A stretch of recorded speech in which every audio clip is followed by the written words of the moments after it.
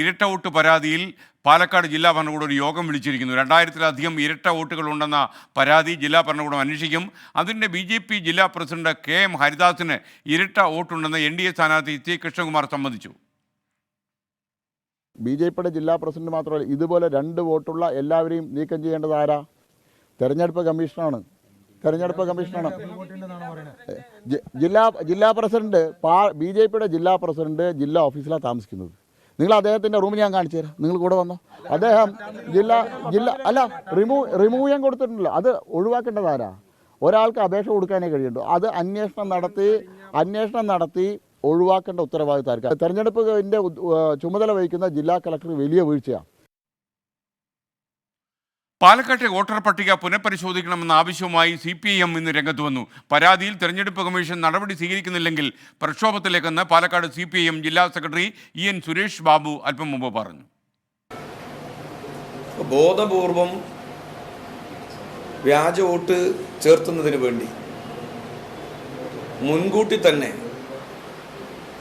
കോൺഗ്രസും BJPയും അതിൻ്റെ നേതൃത്വം തന്നെ ഇത്തരം കാര്യങ്ങൾക്ക്, ഇത്തരം പ്രവർത്തനങ്ങൾക്ക് നേതൃത്വം കൊടുത്തു എന്നുള്ളത് അതീവ ഗൗരവതരമാണ്. മാത്രമല്ല, വ്യാജ വോട്ട് ചേർക്കുന്നത് തന്നെ ക്രിമിനൽ കുറ്റമാണ്. വ്യാജ വോട്ട് ചേർക്കുന്നതിന്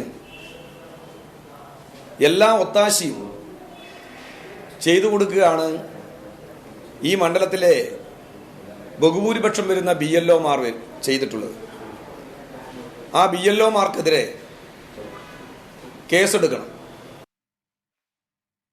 പാലക്കാട് നിന്നും നിഖിൽ പ്രമീഷ് ലേറ്റസ്റ്റ് അപ്ഡേറ്റ്സുമായി നമുക്കൊപ്പം ചേരുന്നു. നിഖിൽ, യഥാർത്ഥത്തിൽ ഈ പാലക്കാട് ജില്ലാ ഭരണകൂടം വിളിച്ചിരിക്കുന്ന യോഗം എപ്പോഴാണ്? എന്തൊക്കെ കാര്യങ്ങളാണ് ഈ ജില്ലാ കളക്ടർ പരിശോധിക്കും എന്ന് പറയുന്നത്?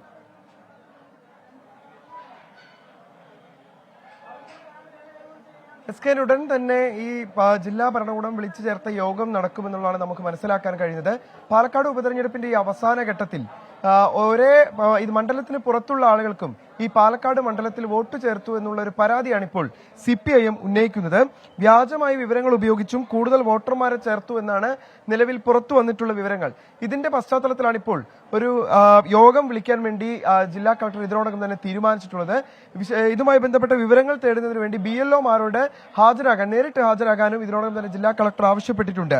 176 ബൂത്ത് ലെവൽ ഓഫീസർ ഷീബയുടെ കളക്ടർ ഇതുമായി ബന്ധപ്പെട്ട് വിശദീകരണം തേടിയത് മാത്രമല്ല, ഇത്തരത്തിലുള്ള പരാതികൾ ഉയർന്ന വിവിധ മേഖലകളിലെ BLOമാരോടാണ് നേരിട്ട് ഹാജരാകാൻ നിർദ്ദേശം നൽകിയിട്ടുള്ളത്. 2000-ലധികം കള്ളവോട്ടുകൾ ഇത്തരത്തിൽ ചേർക്കപ്പെട്ടു എന്നുള്ളതാണ് CPIM ഉന്നയിക്കുന്ന പ്രധാനപ്പെട്ട ആരോപണം. മണ്ഡലത്തിന് പുറത്തു നിന്നുള്ള ആളുകൾ എന്ന് മാത്രമല്ല, കേരളത്തിന് പുറത്തു നിന്നുള്ള ആളുകളുടെ വോട്ടുകൾ പോലും ഇവിടെ ചേർത്തു എന്നുള്ളതാണ്, പാലക്കാട് മണ്ഡലത്തിൽ ചേർത്തു എന്നുള്ളതാണ് നിലവിൽ ഉന്നയിക്കപ്പെടുന്ന പരാതി. എന്തായാലും ഈ പരാതിയിന്മേൽ ഗുരുതരമായിട്ടുള്ള ആരോപണങ്ങൾ ഉയർന്നു വരികയാണ് വിവിധ രാഷ്ട്രീയ കോണുകളിൽ നിന്ന്. അതുകൊണ്ട് തന്നെ സത്യസന്ധമായ ഒരു അന്വേഷണം വേണമെന്നുള്ള ആവശ്യമാണ് CPIM ജില്ലാ സെക്രട്ടറി ഇപ്പോൾ ഉന്നയിക്കുന്നത്. നിഖിൽ പ്രമീഷാണ് വിവരങ്ങൾ നൽകിയത്.